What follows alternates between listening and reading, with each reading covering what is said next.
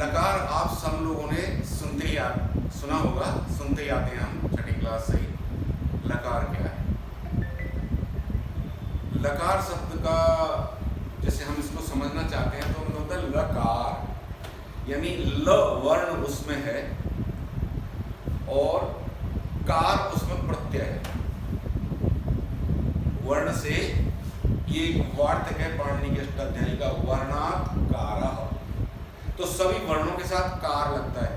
अकार, इकार, उकार, ऋकार, ऋकार, चकार, मकार, टकार, सबके साथ कार प्रत्यय लगता है। बस एक वर्ण ऐसा है जिसके साथ कार प्रत्यय नहीं लगता। रेफ, उसको रकार नहीं बोलते, रकार नहीं बोलते, रेफ बोलते हैं, क्यों? उसे रादीफ से इफ प्रत्यय होता है, तो रादीफ रेफ बोलते हैं उसको। बाकी सब वर्ण कार। इसी तरह ल के साथ में कार प्रत्यय लगता है तो हम उसको बोलते हैं लकार। लकार अब तक आपने पढ़े होंगे 5 प्रकार के लकार, मुख्य मुख्य लकार 5 थे, तो 5 प्रकार के लकार हमने पढ़े।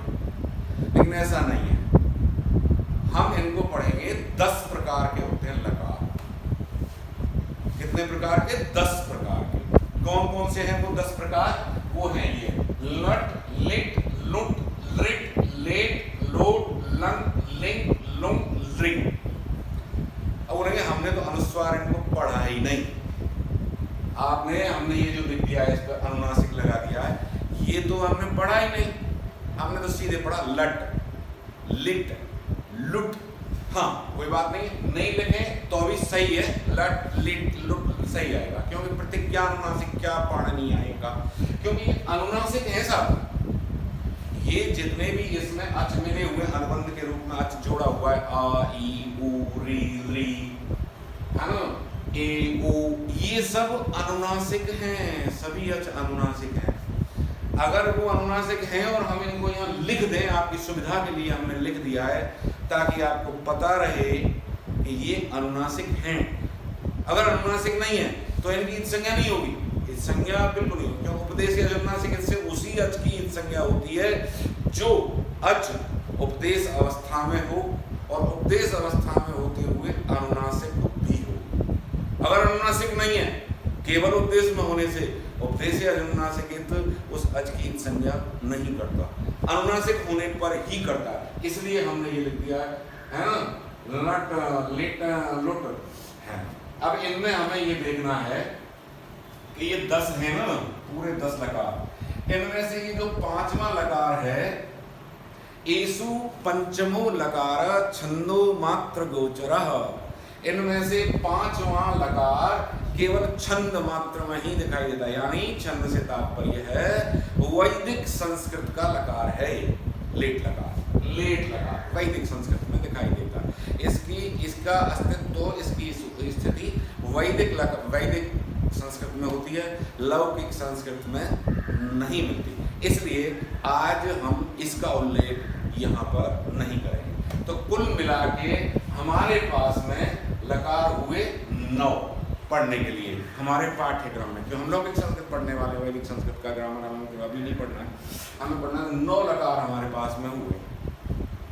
अब इनमें हम ये देखते हैं कि दूसरी बात इनमें देखने की है कि सब में ल सब में है, हमने लिख दिया तो ल सब में है। इनमें ये सभी केवल ल, वैसे तो एक ही है, एक ही ल है, अनुबंध भेद के कारण ये 10 हो गए।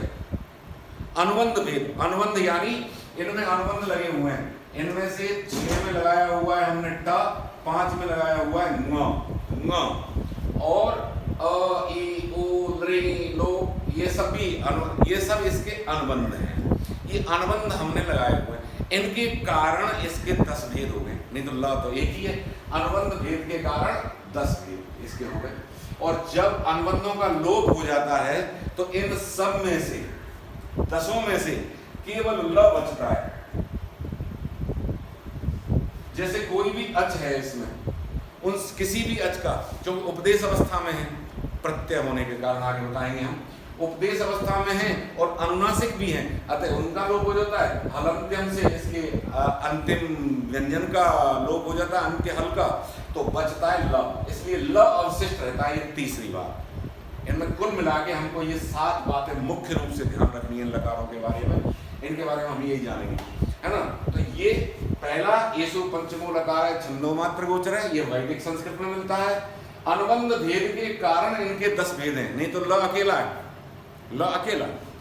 तीसरी बात है अनुबंधों का लोप हो जाए, यानी अनुबंध, यानी इसमें अ ट अनुबंध है, ल बचेगा, इसमें ई ट अनुबंध है, ल बचेगा, तो ल बचता है। सारे अनुबंधों का लोप हो गए, सब में से ल बचता है। तीसरी बात ये हो गई। चौथी बात है कि इनमें से जो 6 लकार हैं पहले, वो तो है टित। क्या है? टित। टित का मतलब होता है ट इत, इत संज्ञा है, इत नाम है। हम अपने पूर्व वीडियो में ये बता चुके हैं कि भाई इत क्या है, इत संज्ञा है, इत नाम है। किन वर्णों का नाम होता है? इत संज्ञा करने वाले 6 सूत्र हैं, वो हम इस वीडियो में बता चुके हैं। तो यहां पर ये ट जो है इत है, इसकी हलंत्यम से इत संज्ञा होती है। तो इसमें ये जो 6 लकार हैं ये टित हैं। टित का मतलब इनमें से ट इत है, इनकी टकार की इत संज्ञा है, इत नाम है इनका। तो ये तो हो गए टित लकार। और अंत के जो 4 लकार बचे 7, 8, 9, 10 लंग लिंग लुंग लिंग, ये लकार गित हैं।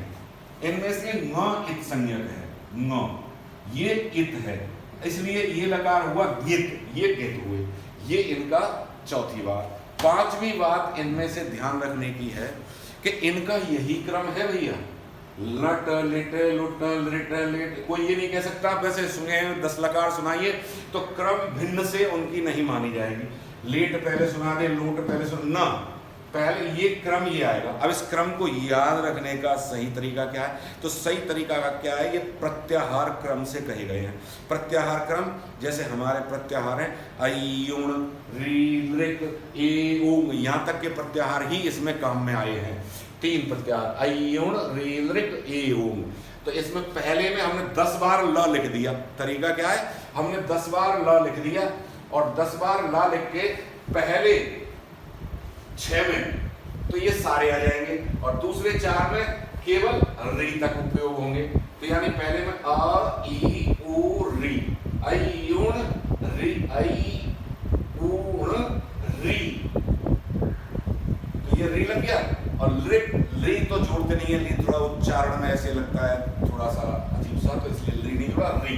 और फिर ए ओ, यहां तक हो गया ए ओम। अब आपके ये तीनों सूत्र काम आया, फिर इनको रिपीट करो। गित लगा रहा हूं, टित हो गए, गित लगा रहा हूं, अ ई उ और री, ये यहां तक। तो इस क्रम से हम सहज रूप से इनको याद करने के लिए हमने ये कर लिया कि 10 बार लिख के ल, और इनमें इयों से हमने ये लगा दिए अ ई उ, ये लिख दिए, री को नहीं लिखना। और फिर 6 में ट अनुबंध लगा दिया, 6 में लगा दिया ट अनुबंध और 4 में लगा दिया न अनुबंध। तो इस तरह आपके सुतराम रूपेण 10 लकार तैयार हो गए, है ना। 10 लकार तैयार हो गए, 6 में टित, 4 में गित। अब इसमें एक चीज ये है इनकी समझने की, जो मुख्य चीज इनके साथ में है, वो हमको ये समझना है कि इसमें से ये सभी, वैसे इनका दिया हुआ है, जब लक्ष्य सिद्धांत कौमुदी पढ़ते हैं तो ये 10 लिख के हमको लाइन में लिख दिए और इनमें ये लिख दिया येषु पंचमो लकार है, छंदो मात्र गोचर, इनमें से 5वां लकार छंद मात्र में दिखाई देता है। तो हम समझते हैं ये सूत्र है। नो, ये सूत्र नहीं है, ये केवल ये गिना दिए। तो अब इनके विषय में हमें थोड़ा परिचय करना चाहिए, ये है क्या? लकार तो है, ये प्रत्यय भी है। लकार तो इनको इसलिए कहते हैं क्योंकि इनमें ला सब में है और ला में कार प्रत्यय लगा के लकार, ये तो हम आपको बता ही चुके हैं। फिर ये सभी प्रत्यय भी हैं क्योंकि प्रत्यय सूत्र से इनकी प्रत्यय संज्ञा की गई है। ये पाणिनि की अष्टाध्यायी के 3य अध्याय में पढ़े गए हैं, इसीलिए मैंने इनका क्रम लिख दिया है। 3 2 123, 3 2 15, 3 3 15, 3 3 13, 3 3 162, 3 3 173, 3 2 111, 3 3 161, 3 3 173, 3 2 110, 3 3 139। ये क्या है? तीसरा अध्याय, दूसरा पाद, इतना 123वां सूत्र। तो ये सारे जितने भी हैं ये 3य अध्याय के हैं। 3य अध्याय का पहला सूत्र है प्रत्यय, यानी यहां से आगे जो पढ़े जाएंगे 5वें तक उन सब की प्रत्यय संज्ञा होगी, अर्थात उनका नाम प्रत्यय होगा।